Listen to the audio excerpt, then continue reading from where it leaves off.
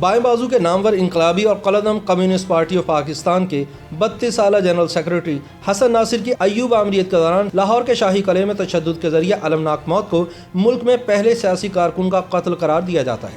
تاہم افسوس کہ 60 سال گزرنے کے باوجود ان کی لاش تک کا پتہ نہیں چل سکا، کیونکہ سرکاری حکام نے جسے حسن ناصر کی لاش قرار دیا تھا اسے ان کی والدہ نے اپنا بیٹا ماننے سے انکار کر دیا تھا۔ حسن ناصر معروف رئیس نواب محسن الملک کے نواسے تھے۔ قیام پاکستان کے بعد حسن ناصر دکن میں موجود اپنی تمام جائیداد بے زمین ہاریوں میں تقسیم کر کے پاکستان آ گئے اور پاکستان میں انقلاب کے لیے اپنی کوششیں تیز کر دی۔ وہ جلد ہی پاکستانی ریاست کے نوزائیدہ حکمران طبقے کے لیے ایک بہت بڑا خطرہ بن گئے، لہٰذا سن 1960 میں ایوب خان کے دور میں حکومت نے انہیں گرفتار کر کے لاہور کے شاہی قلعے میں طرح طرح کی اذیتیں دے کر موت کے گھاٹ اتار دیا اور بہانہ یہ بنایا کہ حسن ناصر نے خودکشی کی ہے۔ حسن ناصر کی پیدائش اگست سن 1928 میں ہوئی۔ ابتدائی تعلیم گرامر اسکول سے حاصل کی۔ زمانہ طالب علمی سے ہی وہ بہت اچھے مقرر تھے اور انہیں انگریزی زبان پر خاصا عبور حاصل تھا۔ حسن ناصر نے اعلیٰ تعلیم کے لیے آکسفورڈ یونیورسٹی جانا چاہا، لیکن ان کے والد نے کم سنی میں انہیں برطانیہ بھیجنا مناسب نہیں سمجھا اور ان کو کہا کہ BA کرنے کے بعد مزید تعلیم حاصل کرنے کے لیے بیرون ملک جا سکتے ہیں۔ مایوسی کے عالم میں حسن ناصر علی گڑھ انٹرمیڈیٹ کرنے چلے گئے۔ علی گڑھ کی دنیا ان کے لیے انوکھی رہی اور ان کا واسطہ بھانت بھانت کے لڑکوں سے پڑا۔ پھر وہ واپس آئے نظام کالج میں BA میں داخل ہو گئے۔ حسن ناصر کے اپنے سگے خالہ زاد بھائی کوکب دری سے گہرے تعلقات پیدا ہو گئے۔ کوکب کمیونسٹ خیالات رکھنے والے جوشیلے جوان تھے۔ انہوں نے ناصر کو کارل مارکس کے نظریے سے متعارف کروایا اور کمیونسٹ لٹریچر پڑھنے کا شوق پیدا کیا، جس کے نتیجے میں ناصر نے کمیونسٹ فلسفہ اپنا لیا، تعلیم ترک کر دی اور گھر بار چھوڑ دیا۔ حسن ناصر حیدرآباد دکن اسٹوڈنٹ یونین سے وابستہ ہوئے اور مارچ سن 1942 میں سبھاش چندر بوس کی انڈین نیشنل آرمی کے رہنماؤں کی رہائی کے مطالبے پر طالب علموں کی ہڑتال میں بھی پیش تھے۔ انہوں نے آزاد ہند فوج کے سپاہیوں کی غیر مشروط رہائی کا مطالبہ کرتے ہوئے جامعہ عثمانیہ میں زبردست احتجاج بھی منظم کیا۔ اس کے بعد حسن ناصر ممبئی منتقل ہو گئے، جہاں وہ سجاد ظہیر سمیت دیگر کمیونسٹ قیادت کے ساتھ منسلک رہے۔ پاکستان کے قیام کے بعد انڈین کمیونسٹ پارٹی کی تنظیمی قیادت اور اس نظریے کے زیر اثر لکھاری اور شعراء پاکستان آ گئے تھے، جن میں سجاد ظہیر، سبط حسن اور ساحر لدھیانوی وغیرہ شامل تھے۔ سجاد ظہیر کے کہنے پر حسن ناصر پاکستان منتقل ہوئے۔ سن 1948 کے آخر اور سن 1949 کی ابتدا میں پورٹرز کی ہڑتال کے سلسلے میں پارٹی قیادت کو گرفتار کر لیا گیا اور حسن ناصر کو پارٹی کی تنظیمی ذمہ داریاں اٹھانا پڑی۔ انہوں نے روپوشی میں بھی سرگرمیاں جاری رکھی اور سندھ کی صوبائی کمیٹی کے سیکرٹری اور سینٹرل سیکرٹریٹ کے رکن بنا دیے گئے۔ سن 1948 میں کشمیر کے معاملے پر انڈیا سے جنگ کی قیادت کرنے والے پاکستان فوج کے میجر جنرل اکبر خان اور وزیر اعظم لیاقت علی خان کے درمیان اختلافات پیدا ہوئے۔ اکبر خان کمیونسٹ رہنما سجاد ظہیر اور شاعر فیض احمد فیض کے دوست تھے۔ جنرل اکبر پر ان کمیونسٹ رہنماؤں کے ساتھ مل کر حکومت کا تختہ الٹنے کا الزام عائد ہوا اور اسے راولپنڈی سازش کیس کا نام دیا گیا، جس میں جنرل اکبر، ان کی اہلیہ سجاد ظہیر اور فیض احمد فیض کے ساتھ حسن ناصر کو بھی گرفتار کر لیا گیا اور کمیونسٹ پارٹی کو قلعدم قرار دے دیا گیا۔ سن 1952 میں رہا ہونے کے بعد حسن ناصر پھر جماعت کی تنظیم سازی میں لگ گئے اور انہیں ایک بار پھر گرفتار کر لیا گیا اور بالآخر سن 1954 میں ملک بدر کر دیا گیا۔ حسن ناصر کی والدہ انہیں کراچی لینے کے لیے آئیں اور انہوں نے فخر الدین جی ابراہیم سے ملاقات کی، جن کا حسن پر کچھ اثر تھا۔ پھر ان کے کہنے پر وہ والدہ کے ہمراہ انڈیا جانے پر راضی ہو گئے۔ حسن ناصر کے سیاسی ساتھی اور وکیل میجر اسحاق محمد اپنی کتاب حسن ناصر کی شہادت میں لکھتے ہیں کہ حسن کی والدہ زہرا علمدار نے انہیں بتایا کہ حسن ناصر کو پاکستان بہت عزیز تھا۔ جب جلاوطنی کے بعد وہ حیدرآباد دکن واپس پہنچے تو ان کے عزیز و قارب نے تمام کوششیں کر لیں کہ وہ کسی نہ کسی طرح وہیں ٹکے رہیں یا تعلیم کے لیے انگلستان یا امریکہ چلے جائیں، حتیٰ کہ آندھرا پردیش کمیونسٹ پارٹی تک سے کہلوایا گیا۔ تاہم ان کی والدہ نے خود ناصر کو پاکستان لوٹنے سے نہیں روکا، کیونکہ وہ بھان چکی تھی کہ حسن ناصر انڈیا میں نہیں رکے گا۔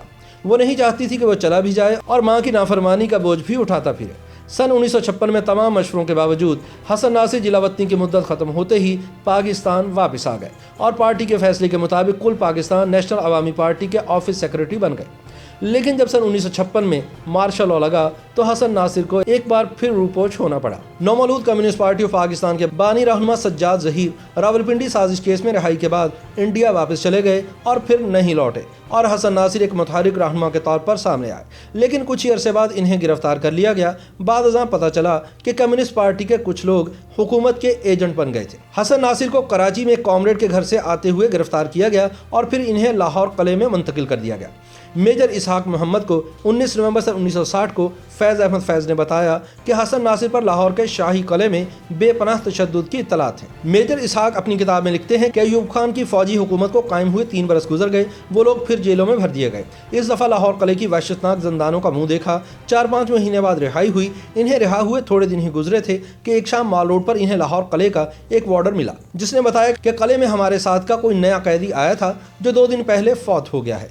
उसी शाम या अगले दिन इसहाक से मुलाकात हुई और हम दोनों ने तय किया कि हो ना हो यह कैदी जरूर हसन नासिर ही होगा। मेजर इसहाक लिखते हैं कि 21 नवंबर को इन्होंने मियां महमूद अली कसूरी से राब्ता किया, जिन्हें शहरी हुकूक से मुतालिक मुकदमात लड़ने में महारत थी। इसके अलावा वो, कसूरी और हसन नासिर तीनों नेशनल अवामी पार्टी से ताल्लुक़ रखते थे। कसूरी ने सारा किस्सा सुनने के बाद अदालत की तरफ भगाने की बजाय उनसे रुजू किया जिनकी तहवील में हसन नासिर थे। उन्होंने सुपरिटेंडेंट ऑफ पुलिस शहजादा हबीब अहमद को टेलीफोन किया, जिन्होंने कसूरी को बताया कि चूंकि हसन नासिर का ताल्लुक कराची से है, इसलिए उनके पास हसन के बारे में कोई इत्तला नहीं है। इसके बाद हाई कोर्ट में दरख्वास्त दायर की गई और कसूरी इसको दस्ती चीफ जस्टिस M.R. कयानी मरहूम के पास ले गए। इस दरख्वास्त में तहवील को गैर कानूनी करार देने के साथ ये बयान किया गया था कि गुज़िश्ता 2 दिनों से लाहौर और कराची में एक अफवाह गश्त कर रही है कि हसन नासिर को कत्ल कर दिया गया है या वह मर गया है या ऐसी हालत में है कि उसकी ज़िंदगी को शदीद खतरात लाहक हैं। Chief justice Lahore high court M.R. Kayani ने उस दिन अहकाम जारी किए कि नज़रबंद को फौरी तौर पर अदालत में पेश किया जाए और अदालत ही का एक ज़िम्मेदार अफसर इस हुक्म को सिविल सेक्रेटेरिएट लेकर जाए। मेजर इसहाक हाई कोर्ट के एक सुपरिटेंडेंट को लेकर सिविल सेक्रेटेरिएट पहुंचे, जहां इन्हें उमूर दाखिला के डिप्टी सेक्रेटरी के पास भेज दिया गया, जिसने हाई कोर्ट के हुक्म का 2 सतर का जवाब लिख दिया कि CID ने इत्तला दी है कि हसन नासिर को कराची में 16 अगस्त को तहफ़्फ़ुज़ पाकिस्तान कानून के तहत 1 साल के लिए नज़रबंद कर दिया गया था और इत्तला के मुताबिक 13 नवंबर के रोज़ उसने खुदकुशी कर ली है। CID पुलिस की जानिब से अदालत में तहरीरी हल्फनामे जमा कराए गए। चशमदीद गवाह 50 साला बक्खा खाकरोब ने बताया कि उसने देखा कि हसन नासिर अपनी कोठरी में दीवार से लटका हुआ है। बक्खा खाकरोब के मुताबिक हसन नासिर ने लोहे की एक मेख के साथ अपने आज़ारबंद के जरिए फांसी ली।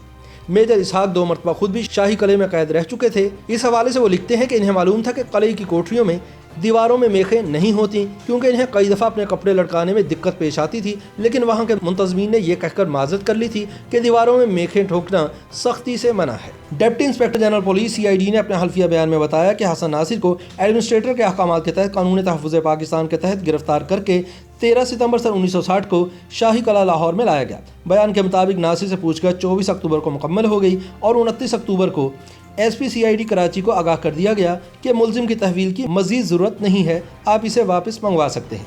बकौल इनके कले में कैद के दौरान हसन नासिर गमगीन और उदास रहने लगे थे। उन्होंने पूछताछ के दौरान अपने बहुत से दोस्तों और साथियों के बारे में इत्तला दे दी थी जो इनके साथ रूपोशी में मिलकर काम कर रहे थे। हसन नासिर को डर पैदा हो गया था कि अब अगर वो आज़ाद हुए तो वो पकड़े जाएंगे और उनके साथी उन्हें मार देंगे। इसी वजह से वो पशेमान रहते थे। डिप्टी सेंट्रल इंटेलिजेंस अफसर एजाज हुसैन ने अपने हल्फनामे में बताया कि हसन नासिर कराची की कम्युनिस्ट पार्टी के सूबाई सदर थे। उससे वो तकरीबन 1 माह तक तफ्तीश करते रहे और वो नहायत हसास और काबिल जवान थे। उन्होंने इस वादे पर कि हम इसके शुरका को गिरफ्तार नहीं करेंगे अपने तमाम साथियों के पते और कार्रवाइयाँ बता दी। उनके बकौल हसन एक बार बयान देते हुए सख्त नादिम हुए कि उन्होंने अपनी जमात से गद्दारी की है। CDI अफसर ने अपने हल्फिया बयान में बताया कि 13 नवंबर को तकरीबन 12:40 पर पैगाम मिला कि हसन नासिर ने सुबह 11 बजे खुदकुशी कर ली है। लाश डॉक्टरों के हवाले की गई। बयान के मुताबिक हसन नासिर की मौत के बारे में इनके मामू मेहदी हसन साकन कराची को मुत्तला किया गया था। उन्होंने लाश हासिल करने की ख्वाहिश का इजहार नहीं किया, बल्कि ख्वाहिश की कि इसे लाहौर में शिया रसूमात के मुताबिक दफनाया जाए।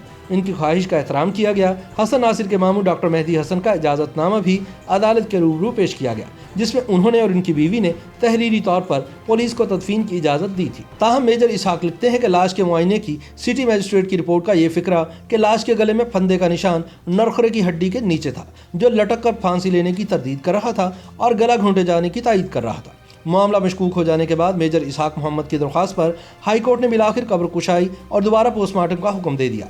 अदालत को हैदराबाद दक्कन से हसन नासिर की वालिदा जहरा अलमदार हुसैन की तरफ से तार मौसूल हुआ कि वो अपने बेटे की लाश लेने के लिए लाहौर आ रही हैं, इसलिए लाश को इनकी मौजूदगी में ही कब्र से निकाला जाए। 12 दिसंबर 1960 को मियानी साहब कब्रिस्तान में कब्र कुशाई की गई और हसन नासिर की वालिदा जहरा अलमदार ने वाजे कर दिया कि ये इनके बेटे की लाश नहीं है। सन 1973 में दिए गए एक इंटरव्यू में हसन नासिर की वालिदा ने कहा था कि हसन नासिर कदावर लंबा तड़ंगा था। पुलिस ने इन्हें एक छोटे कद की लाश दिखाकर ये बावर कराने की कोशिश की कि ये नासिर की लाश है। उन्होंने लाश के पांव खोलकर देखे। नासिर को बचपन में एक चोट आई थी और उसका निशान इसके पांव पर रह गया था। उन्हें जो लाश दिखाई गई थी उस पर वो निशान नहीं मिला। हसन नासिर की पुरअसरार मौत को 6 अशरे गुजर गए, मगर मुल्क के तूलो अरसे शहरियों की गुमशुदगी, अक़ूबत खानों में तशद्दुद और लाशों की गुमशुदगी की शिकायत आज भी आती हैं। इनमें से सैकड़ों की किस्मत हसन नासिर जैसी थी, क्योंकि इनकी लाशों का भी आज दिन तक पता नहीं चल सका। YouTube पर गूगली न्यूज देखने के लिए youtube.com की सर्च बार में गूगली न्यूज टीवी टाइप करें। गूगली न्यूज के पेज पर सुर्ख रंग के सब्सक्रिप्शन वाले बटन पर क्लिक करना ना भूलिए। YouTube पेज पर अपलोड होने वाली वीडियोस से बाखबर रहने के लिए बेल आइकन पर क्लिक कीजिए। आपको हर नई वीडियो के बारे में नोटिफिकेशन मौसूल हो जाएगा।